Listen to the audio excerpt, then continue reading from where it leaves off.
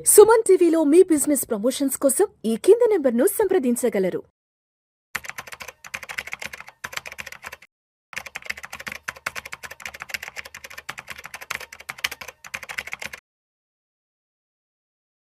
నమస్తే మాధురెడ్డి గారు. నమస్తే అండి. మాధవిరెడ్డి గారు నిన్న కాల్ చేసినప్పుడు హ్మ్. ఏదో ఒక క్లయింట్‌తో బిజీ హ్మ్. మీటింగ్‌లో ఉన్నానండి. ఒక హ్మ్. ఎక్స్ఎన్ఏ హ్మ్. ఎక్స్ఎన్ఏ క్లయింట్ ఒక ఆయన పెద్దాయన వచ్చారు. ఒకాయన. ఒక పెద్ద అవును. ఆయన వచ్చారు. ఒక అవును. 65-70 దాకా ఏజ్ అవును. ఉంది విష్ణు. అవును. ఏదో ల్యాండ్‌కి సంబంధించిన అంటే ల్యాండ్ హ్మ్. సేల్ చేయాలా? లేదంటే అలానే ఉంచిపెట్టాలా? సేల్ చేశాక దాని మీద వచ్చిన డబ్బులు తీసుకెళ్ళి ఎక్కడైనా హ్మ్. ఇన్వెస్ట్ చేయాలా? అన్న దాని గురించి ఏదో ఒక డిస్కషన్ అవును. చేస్తున్నా అని చెప్పారు. సరే మళ్ళా మాట్లాడుతున్నారు కదా! హ్మ్. యెస్, అదేంటో ఒకసారి ఇప్పుడు ఇక్కడ మాట్లాడదాం. అవునండి. ఏ క్లయింట్ వచ్చారు? ఏంటి? యాహ్! వారికున్న ఎటువంటి ఆర్థిక ఇబ్బందుల గురించి మీతో డిస్కస్ హ్మ్. చేశారు.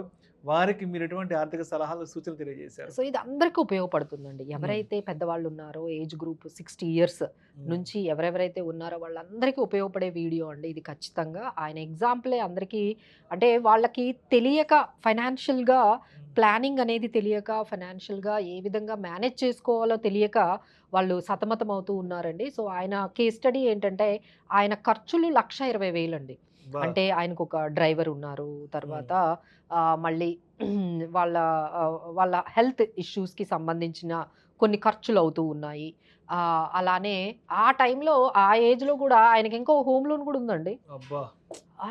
ఆయన పాపం ఆయన కొంచెం కన్‌స్ట్రక్షన్ అంటే హ్మ్. కొన్ని రిపేర్‌లయ్యాయంట. హ్మ్. హ్మ్. వాళ్ళ ఇంటికి రిపేర్‌లయితే హ్మ్. మరి చాలా ఇయర్స్ అయిపోయాయి గదండీ!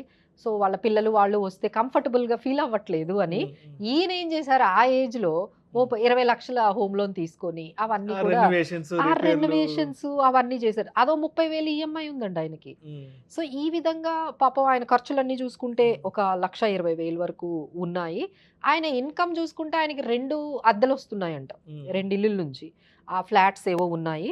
అది ఒక 30,000 అంటే ఒక 60,000 వరకు హ్మ్. రెంట్స్ ఒస్తున్నాయి. నాకు ఆశ్చర్యమేసింది. సార్ మీకు 1,20,000 ఎక్స్‌పెండిచర్ అయితే 60,000తో ఎట్లా గెట్ ఆన్ చేస్తున్నారు అని. హ్మ్. అంతే గదండీ! ఎవ్రీ ఇయర్ 60,000 మీరు ఎట్లా చేస్తున్నారంటే, ఏదో ఒక అప్పు చేస్తూ ఉంటానండి. మళ్ళీ డబ్బులు రాగానే ఏదో ఒకటి సార్ అసలు ఇది కాదు కదండీ మేనేజ్‌మెంట్ చేయడం. మీ ఏజ్ వాళ్ళు ఈ విధంగా ఎట్లా మేనేజ్ చేస్తారు సార్? ఇదంతా తప్పు.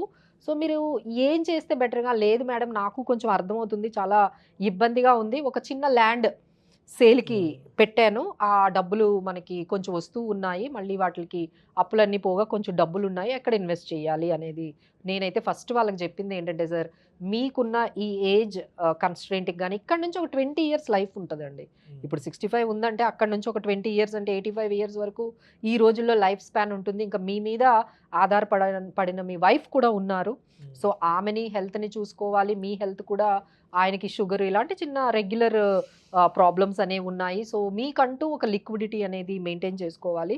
ఒక 1,00,00,000 అయితే మీరు మెయింటైన్ చేసుకోండి సార్. ఇప్పుడు హ్మ్. ఆయనకున్నవి ల్యాండ్స్ ఉన్నాయండి. ఆయనకి కొన్ని అగ్రికల్చర్ ల్యాండ్సో, లేకపోతే ఇలాంటి ప్లాట్సో ఔట్‌స్కట్స్‌లో ఉన్నాయి. హ్మ్. కొన్నాటి మీద అసలు ఇన్‌కమే రావట్లేదంట. కొన్నాటి మీద వచ్చిన 50,000 సంవత్సరానికొస్తున్నాయంట. హ్మ్.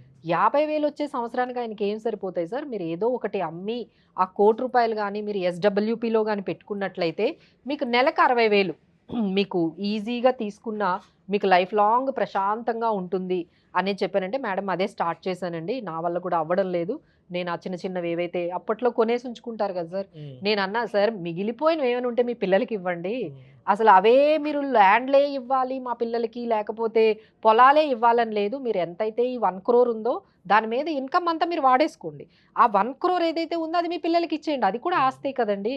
ఆస్తి అంటే మనం కేవలం ల్యాండ్ రూపంలోనే ఇవ్వాలి అని మీరెందుకు అనుకుంటున్నారు? ఆస్తి అనేది ఆ రూ. 1,00,00,000 అమౌంట్ ఏదైతే ఉందో దాని మీద మీరు 1,20,000 నెలకి తీసుకున్న సంవత్సరానికి ఒక 2,50,000, 3,00,000 మీరు ఖర్చు పెట్టుకున్న మిగతాది ఏదైతే హ్మ్. కార్పస్ ఉంటుందో అదంతా మీ పిల్లలకివ్వండి అంటే అది కొంచెం ఆయనకి కన్విన్సింగ్‌గా అనిపిచ్చిందండి. తర్వాత ఆయన మెన్షన్ చేసిందేంటంటే, రీసెంట్‌గా ఆయనకు వాళ్ళ వైఫ్‌కి ఒక హెల్త్ పాలిసీ స్టార్ హెల్త్‌లోనే ఎందులోనో హ్మ్. చెప్పారు.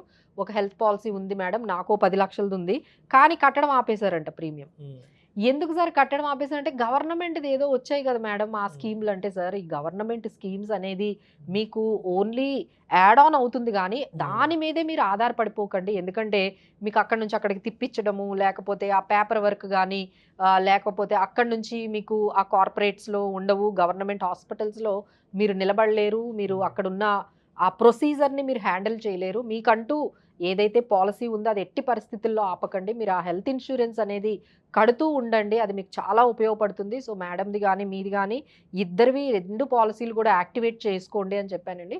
సో, ఈ 2 సో, మీ అందరికీ చెప్పేదేంటంటే, ఆ ఏజ్ గ్రూప్‌లో ఉన్న వాళ్ళకి ఖచ్చితంగా హెల్త్ ఇన్సూరెన్స్ అనేది ఒకటి మెయింటైన్ చేసుకోండి. ఇప్పటికే వాళ్ళు హెల్తీగానే ఉన్నారండి. అంటే పెద్ద ప్రాబ్లమ్స్ ఏమీ లేదు. సో, మీకు ఖచ్చితంగా మార్కెట్‌లో 10,00,000కి, 20,00,000కి మీరు అఫోర్డబుల్‌గా ఉండే హెల్త్ ఇన్సూరెన్స్ ఉంటుంది. మొత్తం అంతా కూడా గవర్నమెంట్ మీద వాళ్ళిచ్చే హెల్త్ స్కీమ్స్ మీద అయితే మీరు ఆధారపడకండి. మీకంటూ ఒక హెల్త్ ఇన్సూరెన్స్ ఉండాలి.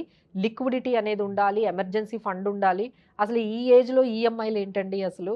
మీరు ఇవన్నీ పే చేసేసేయండి. పే చేసేసి ప్రశాంతంగా ఒక ప్లాట్ గానీ ఏదైనా ఉంటే అది అమ్మేసేసి మీరు ఆ అమౌంట్ అంతా కూడా ఇలా మనకి డెట్ స్కీమ్స్‌లో పెట్టుకున్నట్లయితే మీరు అమౌంట్ తీసుకున్న అంటే మీకు 10% వస్తే 4% తీసుకోండి. 6%కి ఇంకా పెరుగుతది కదా కార్పస్. అది కావాలంటే మీ పిల్లలకి మీరు ట్రాన్స్‌ఫర్ చేసుకోండి అని చెప్పానండి. సో, ఆయన కూడా కొంచెం ఆ ప్రాబ్లమ్స్ అన్నిటిని ఇవి సెట్ చేసుకోవడానికే వచ్చారండి. ఫైనాన్షియల్ ప్లానింగ్ అనేది ప్రతి ఏజ్ గ్రూప్ వాళ్ళకి అవసరం అండి. సో, ఒక్కసారి ఎవరైనా ఎక్స్‌పర్ట్స్ దగ్గరికి వెళ్తే మీకు కొంచెం ఐడియాస్ వస్తాయి.